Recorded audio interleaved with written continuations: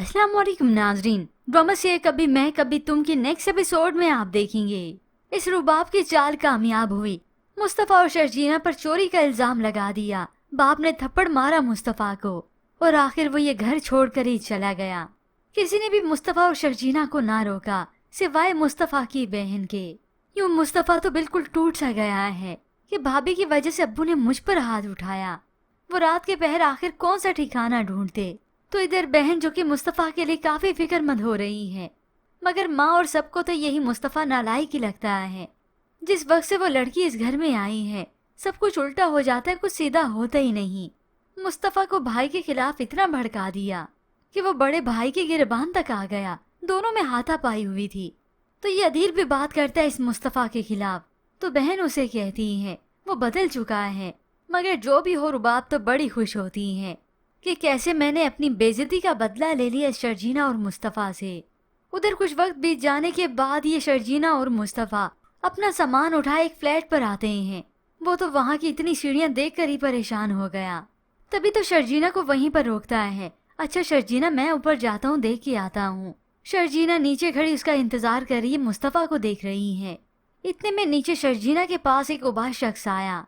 हो सकता है वो शर्जीना से उसका सामान खींचे या फिर लैपटॉप ही चुरा कर ले जाए। तो ये मुस्तफ़ा जल्दी से पीछे मुड़ता है और इसकी इस आदमी से तकरार ही हो जाए, जिसकी जद में आकर मुस्तफ़ा जख्मी हो जाता है। और इसी के बाद ही वो परेशान हाल एक ढाबे पर जाते हैं सामान उठाए।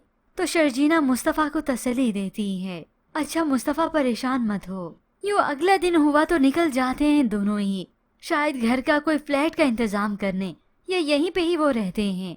मगर ये फ्लैट इतनी बुरी हालत में है कि मजबूर है, कुछ और कर भी नहीं सकते। तो ये मुस्तफ़ा शर्जीना का बहुत ख्याल रखता है, हाथ पकड़कर उसे ले जाता है और ले आता है।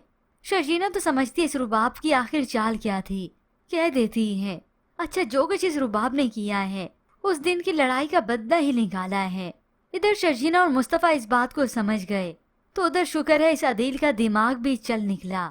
अगले दिन जब ये रुबाब आईने के सामने ठहरी थी, तैयार हो रही थी, तो ये अदील बातों बातों में उसे सुना देता है तुम्हारा दोस्त सरफराज यहाँ अपनी ब्रांड न्यू गाड़ी लेकर आ रहा था। क्या उसे भी मालूम हो गया था तुम्हारे पैसे चोरी हो गए हैं?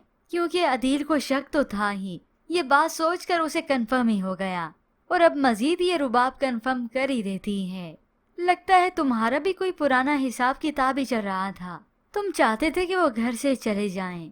अब ये अदील तो इस रुबाब को ही बताएगा वक्त आने पर, क्योंकि यही रुबाब समझती है कि जो मैं चाहूँ वही हासिल कर लेती हूँ, जिसे चाहूँ बेइज्जत कर देती हूँ। फिर जब ये अदील इस रुबाब को तलाक देकर इसी की ही दोस्त से शादी कर लेगा, तब इस रुबाब को मालूम होगा कि बेवफाई होती क्या है। मगर उधर ये मुस्तफ़ा जो कि बिल्कुल ही डट जाएगा कि अब तो मैंने पैसे कमा कर ही दिखाने हैं, मैं अमीर बनकर दिखाऊंगा। इस पैसे के जोर पर इस रुबाब ने मुझ पर हुक्मरानी जमाई, मुझे मेरी बीवी को नीचा दिखाया, क्योंकि ये रुबाब नीचा दिखाना नहीं छोड़ेगी। खास तौर पर अदील जब अपने माँ बाप को अपने ससुराल ले जाएगा, तब इस अदील के वालिद और खास तौर पर माँ के 14 तबक रोशन होंगे जब वो इस रुबाब का असल चेहरा देखेंगी।